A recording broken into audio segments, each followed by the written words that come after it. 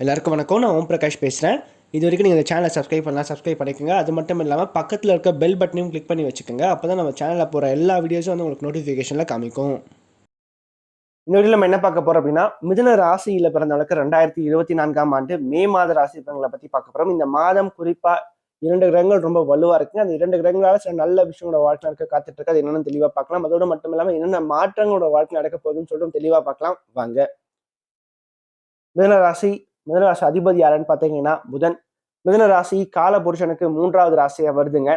நட்சத்திரங்களை பொறுத்த வரைக்கும் மிதுன ராசியில மிருகசீரிஷம் 3 மற்றும் 4ஆம் பாதமும், திருவாதிரை முதல் 4 நட்சத்திர பாதங்களையும், புனர்பூசம் முதல் 3 நட்சத்திர பாதங்களையும் கொண்டுள்ள ஒரு ராசி தாங்க இந்த மிதுன ராசி.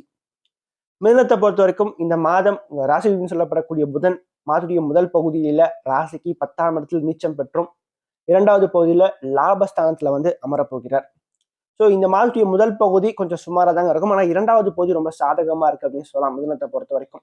அதோடு மட்டும் இல்லாம முதல் பகுதியில வந்து பாத்தீங்கன்னா சுக்கிரனும் சூரியனும் வலுவா இருக்காங்க. சரிங்களா? அது ஒரு பாசிட்டிவான விஷயம் தான். ஸோ இந்த காலகட்டத்தை பொறுத்த வரைக்கும் உங்களோட வாழ்க்கையில எப்படி இருக்கு அப்படின்னு சொல்லி பார்க்கலாம். முதல்ல வந்து பாத்தீங்கன்னா 10ஆம் இடத்துல ராகு செவ்வாய் புதன் சேர்க்கை, லாபஸ்தானத்துல சூரியன் சுக்கிரன், 12ஆம் இடத்துல குரு. ஸோ இந்த காலகட்டத்தை பொறுத்த வரைக்கும் வருமானம் ஒரு பக்கம் வந்துட்டே இருக்கு. நிறைய மிதனராசிக்காரங்க தற்போது நிலை என்ன அப்படின்னு பார்க்கும்போது வீண் செலவு, கையில காசு நிக்கிறது இல்லை. எவ்வளவுதான் காசு வந்தாலும் ஏதோ ஒரு வகையில காசு செலவாயிடுதுங்க. காரணம் 12ஆம் இடத்துல குரு. சரிங்களா? 11ஆம் இடத்துல சூரியன் உச்சம். கண்டிப்பா லாபஸ்தானத்துல ஒரு கிரகம் உச்சமாவதும் வருமானத்தை கொடுத்து தீரணும். அந்த வகையில பார்க்கும்போது சூரியன் உச்சமா இருக்கனால கண்டிப்பா ஓரளவுக்கு வருமானம், பண வரவு கண்டிப்பா வரும். ஆனா வரக்கூடிய வருமானம் ஏதோ ஒரு வகையில கண்டிப்பா செலவாயிட்டு தான் இருக்கும் இந்த காலகட்டத்தை பொறுத்த வரைக்கும். அந்த செலவுகளை நல்ல செலவுகளா, சுப செலவுகளா மாத்திக்கிறது உங்களோட சாமர்த்தியம் தான். அப்ப செலவு அப்படின்றது கண்டிப்பா உண்டு. இந்த ஒரு மாசத்துல கண்டிப்பா உண்டுங்க. மே மாசத்துல கண்டிப்பா உண்டு. அந்த செலவுகளை நல்ல செலவுகளா மாத்திக்கிறது உங்க கையில தான் இருக்கு. அதே மாதிரி பாத்தீங்கன்னா ராசிக்கு 9ஆம் இடத்துல சனி பகவான் அமர்ந்திருக்கிறது சிறப்பு தான். திருமணமான பெண்களுக்கு வந்து பாத்தீங்கன்னா அந்த குழந்தை பாக்கியம் சம்பந்தப்பட்ட விஷயங்கள் யாருக்கெல்லாம் காலதாமதம் ஆயிட்டு இருக்கோ அந்த குழந்தை பாக்கியம் சம்பந்தப்பட்ட விஷயங்கள் தற்போது கிடைக்கும். பாக்கியத்துல சனி இருக்கார். இன்னும் 1 வருஷத்துக்கு சனி 9ஆம் இடத்துல இருக்க போற. சரிங்களா? சோ அது வரைக்கும் இந்த குழந்தை பாக்கியம் சம்பந்தப்பட்ட விஷயத்துக்கு ஒரு உகந்த ஒரு காலகட்டமா தான் இந்த காலகட்டம் இருக்க போகுது. அதே மாதிரி வாழ்க்கையில சில நல்ல விஷயம் நம்ம வாழ்க்கையில தேடி வரப்போகுதுங்க. குறிப்பா உங்களோட வாழ்க்கையில நீங்க அடுத்த கட்டத்துக்கு போறதுக்கான சில விஷயங்கள் இந்த மாதத்துக்கு 2வது பகுதியில் நடக்க ஆரம்பிக்கும். அதோடு மட்டும் இல்லாம இந்த காலகட்டத்தை பொறுத்த வரைக்கும் 5ஆம் அதிபதி 5ஆம் இடத்தை பார்க்கிறார். சூரியனோடு சேர்ந்து பார்க்கிறார். அப்போ இந்த காலகட்டத்துல வந்து பாத்தீங்கன்னா அந்த பூர்வீக சொத்துக்கள் சம்பந்தப்பட்ட விஷயங்கள் தற்போது ஒரு முடிவுக்கு வந்து சேரப்போகுதுங்க. ரொம்ப நாளா கோர்ட்டு கேஸ்ன்னு இழுத்து வச்சுட்டு இருந்த அந்த வழக்குகள் தற்போது சாதகமா உங்களுக்கு அமையக்கூடிய ஒரு காலகட்டமா இந்த காலகட்டம் இருக்கும். ஏன்னா 6ஆம் இடத்தையும் 3ஆம் அதிபதியும் உச்சமா இருக்காரு. 6ஆம் இடத்தை குரு பகவான் பார்க்காரு, 3ஆம் அதிபதி லாபத்துல உச்சமா இருக்காரு. அப்போ வெற்றி அப்படின்றது உங்க பக்கம் தான். உங்கள் வசம் தான் இந்த காலகட்டத்தை பொறுத்த வரைக்கும் வெற்றி அப்படின்றது இருக்கு. எடுத்த காரியத்துல எப்படியாச்சும் இந்த மாசத்துடைய முதல் பகுதியில் ஜெயிச்சு காமிச்சிருவீங்க. அதோடு மட்டும் இல்லாம குரு பகவான் பாத்தீங்கன்னா உங்க ராசிக்கு 8ஆம் இடத்தையும் 6ஆம் இடத்தையும் பார்க்கிறார். அப்ப கண்டிப்பா இந்த காலகட்டத்துல முழுமையான வெற்றி நீங்க பார்க்க முடியும். அதற்கு அடுத்து வந்து பாத்தீங்கன்னா இந்த மாதிரி 2வது பகுதியில லாபஸ்தானத்துக்கு புதன் வர்றார். ஸோ இந்த புதன் லாபஸ்தானத்துக்கு வர்றது ரொம்ப சிறப்பான ஒரு விஷயம். உங்களோட எண்ணங்கள் தெளிவாகும். மனசுல இருந்த குழப்பங்கள், மனசுல இருந்த வீண் பயம் தற்போது கண்டிப்பா சரியாகும். மேலும் ராசியை செவ்வாய் பார்க்கறனால ரொம்ப துடிதுடிப்பா இருப்பீங்க, ரொம்ப ஆக்டிவா இருப்பீங்க, ரொம்ப போல்டா இருப்பீங்க, ரொம்ப தைரியமா இருப்பீங்க இந்த மாதம் 2வது பகுதியில இருந்து. ஸோ மனசுல ஏதோ ஒரு இனம் புரியாத ஒரு நம்பிக்கை கண்டிப்பா பிறக்கும். நம்மளால எல்லாமே முடியுன்ற ஒரு எண்ணம் மனசுல அதிகரிக்கும் இந்த காலகட்டத்தை பொறுத்த வரைக்கும். அதே மாதிரி பாத்தீங்கன்னா கொஞ்சம் வீண் கோபங்களும் கொஞ்சம் மனசுல அதிகமா இருக்கும். குறுக்கு வழியில போறதுக்கான சில விஷயங்களும் அவ்வப்போது தூண்டப்படும். அதுல கொஞ்சம் நீங்க இடம் கொடுக்காம முடிஞ்ச வரைக்கும் நேர்மையான வழியில எந்த ஒரு விஷயத்தை நீங்க செஞ்சாலும் கண்டிப்பா வெற்றி பெற முடியும். அதே மாதிரி வந்து பாத்தீங்கன்னா சொந்த ஊரை விட்டு வெளிநாடு போறது, வெளியூர் போறது, அங்க போயிட்டு வேலைக்காக முயற்சி பண்றவங்களுக்கு இந்த காலகட்டம் நல்ல ஒரு சாதகமான ஒரு காலகட்டமா இருக்குங்க. குறிப்பா அப்ராட் போறவங்களுக்கு நல்ல ஒரு ஆப்பர்ச்சுனிட்டிஸ் கண்டிப்பா தேடி வருங்க. வெளிநாட்டுல நல்ல ஒரு வேலை கிடைச்சு அங்கேயே செட்டில் ஆகிறதுக்கான வாய்ப்புகள் சற்று அதிகமா இருக்கு. என்ன ஒண்ணு இந்த காலகட்டத்தை பொறுத்த வரைக்கும் கையில காசு நிக்காது. அதுதான் முக்கியமான விஷயம். சரிங்களா? சோ அப்ப கையில காசு நிக்காதுன்னா கண்டிப்பா அந்த காசு எங்கேயாச்சும் போய் இன்வெஸ்ட்மெண்ட் பண்ணி வச்சிருங்க. அல்லது அந்த செலவுகளை நல்ல செலவுகளா முன்னாடியே நீங்க மாத்திக்கிறது உங்க கையில இருக்கு. அதுதான் நம்ம திரும்ப திரும்ப சொல்ற விஷயம். சரிங்களா?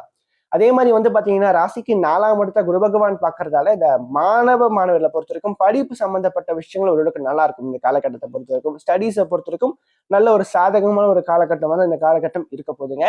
ஸோ அந்த வகையில பார்க்கும்போது ஸ்டூடெண்ட்ஸை பொறுத்த வரைக்கும் நல்ல ஒரு உயர்கல்வியை தேர்ந்தெடுத்து படிப்பீங்க. அது மட்டும் இல்லாம படிச்சு முடிச்சுட்டு வேலைக்காக தேடுறவங்களுக்கு அந்த வேலை இல்லாதவங்களுக்கு வந்து பாத்தீங்கன்னா அதே மாதிரி ஏற்கனவே ஒரு வேலையிலிருந்து அந்த வேலையை விட்டுட்டு இன்னொரு வேலைக்காக முயற்சி பண்றவங்களுக்கு கண்டிப்பா நல்ல ஒரு வேலை தற்போது கிடைச்சிடும், எப்படியாச்சும் கிடைச்சிடும். ஏன்னா 10ஆம் இடத்துல ராகு இருக்கார். ஸோ 10ல ஒரு பாவி ஆச்சும் இருக்கணும். அந்த வகையில பார்க்கும்போது 10ல ஒரு பாம்பு கிரகம் அப்படின்னு சொல்லப்படக்கூடிய ராகு இருக்கிறனால கண்டிப்பா ஏதோ ஒரு வேலை கண்டிப்பா கிடைச்சிருங்க. அந்த மனசுக்கு திருப்தியா இருக்கோ இல்லையோ, ஆனா கண்டிப்பா வேலை இல்லாம கஷ்டப்படுறவங்களுக்கு கண்டிப்பா அது நல்ல ஒரு வேலையா தான் இருக்கும். அதற்கடுத்து வந்து பாத்தீங்கன்னா, சொந்த தொழில் மற்றும் வியாபாரம் செய்யக்கூடிய வியாபாரிகளுக்கு பாத்தீங்கன்னா, இந்த காலகட்டத்தை பொறுத்த வரைக்கும் 10ஆம் இடத்துல ராகு இருக்காருங்க. கூட செவ்வாயும் சேர்ந்திருக்காரு. மேலும் வந்து பாத்தீங்கன்னா, இந்த மாதத்தின் 2வது பகுதியில சூரியனும், சுக்கிரனும், குருவும் 12ஆம் இடத்துல போய் சேர்ந்திருப்பாங்க. ஸோ வியாபாரத்தை பொறுத்த வரைக்கும், சொந்த தொழில் பொறுத்த வரைக்கும் இந்த காலகட்டங்கள்ல கொஞ்சம் ஓரளவுக்கு சுமாரான ஒரு மாதமா தான் இந்த மாதம் இருக்குங்க. வருமானத்தை பொறுத்த வரைக்கும் ஓரளவுக்கு சுமாரான சில வருமானங்கள், ஓரளவுக்கு சுமாரான ஒரு ஏற்றங்களை கண்டிப்பா பார்க்க முடியும் இந்த காலகட்டத்தை பொறுத்த வரைக்கும். ஒரு மிகப்பெரிய ஒரு வளர்ச்சி அப்படின்றது இந்த மாதத்துல கொஞ்சம் குறைவு தான். ஆனா ஜூன் மாதத்திற்கு பிறகு வாழ்க்கையில சில நல்ல விஷயங்கள், சில ஏற்றகரமான விஷயங்களை மிதுன ராசிக்காரங்க பார்க்க போறீங்க. ஆனா இந்த மே மாதத்தை பொறுத்த வரைக்கும் கொஞ்சம் சுமாரான ஒரு காலகட்டமா தான் தொழில் செய்யறவங்களுக்கும் சரி, பொருளாதார ரீதியாகவும் சரி இந்த காலகட்டம் இருக்கும். மேலும் முதல் பகுதியில சூரியன் வந்து லாபஸ்தானத்துல உச்சமர்கள் ஓரளவுக்கு வருமானங்கள் கண்டிப்பா கிடைக்கும். ஆனா 2வது பகுதியில கொஞ்சம் செலவுகள் தான் அதிகமா காத்துட்டு இருக்கு. ஸோ அதை கொஞ்சம் நீங்க கரெக்டா வந்து பார்த்து நீங்க வந்து அதை கண்காட்சியா முடிச்சிருங்க.